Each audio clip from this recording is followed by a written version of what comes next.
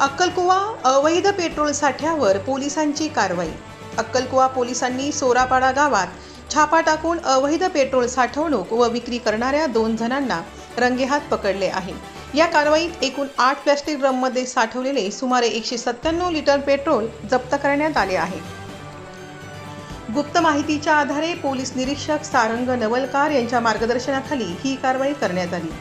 संशयितांमध्ये सुरेश नमला तडवी वय 26 राहणार सोरापाडा आणि नितेश रतिलाल पाडवी वय 37 राहणार गुजरात यांचा समावेश आहे।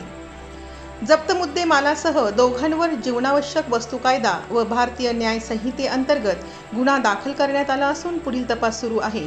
आदिवासी जनजागृती न्यूज नंदुरबार। नमस्कार।